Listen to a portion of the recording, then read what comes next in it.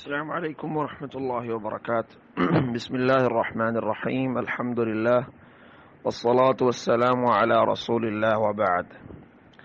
سوال ہے کہ عورت کو کن لوگوں سے پردہ کرنا چاہیے؟ جواب دو لفظوں میں آسان یہی ہے کہ ہر وہ شخص جس کے ساتھ عورت کی شادی حرام ہے مستقل طور پہ، عارضی طور پہ نہیں، جس کے نکاح میں عورت زندگی بھر کبھی جا ہی نہیں سکتی ہے، اس سے عورت پردہ نہیں کرے گی۔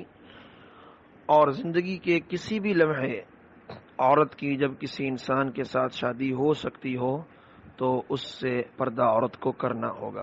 مثال کے طور پہ باپ اور بیٹی کا نکاح نہیں ہو سکتا زندگی بھر، تو بیٹی اپنے باپ سے پردہ نہیں کرے گی۔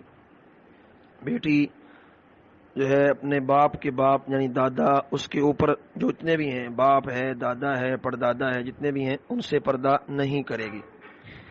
اسی طرح عورت جو ہے اپنے بھائی سے، جو اس کا بھائی ہے، چاہے وہ بھائی ماں باپ دونوں کی طرف سے ہو یا اکیلے ماں اور اکیلے باپ کی طرف سے ہو، اس سے پردہ نہیں کرے گی۔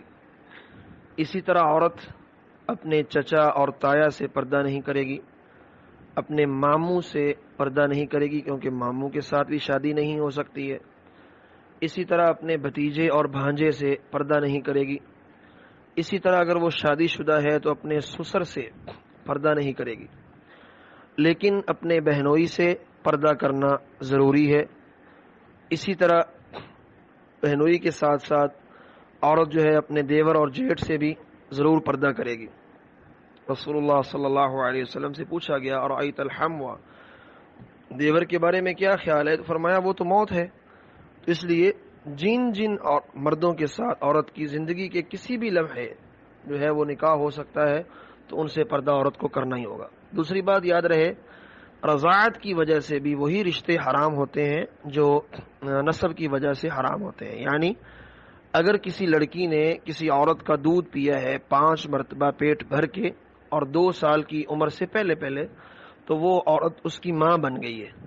اب اس عورت کا جس نے دودھ پیا ہوا ہے وہ اس کے رضاعی بہن بھائی ہیں، ان سے بھی پردہ کرنے کی ضرورت نہیں ہے۔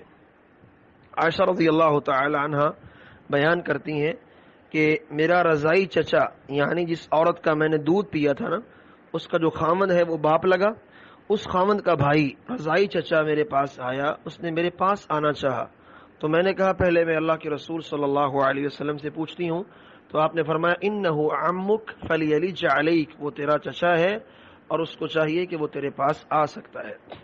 تو رضاعت کی وجہ سے بھی وہی رشتے حرام ہوتے ہیں جو نسب کی وجہ سے، خون کی وجہ سے حرام ہوتے ہیں۔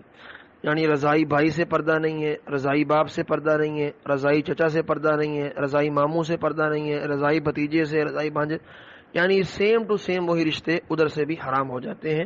تو جنس کے ساتھ نکاح نہیں ہو سکتا ہے ان سے پردہ نہیں کرنا، اور جن کے ساتھ نکاح ہو سکتا ہے ان سے پردہ کرنا ہوگا۔ السلام علیکم ورحمۃ اللہ۔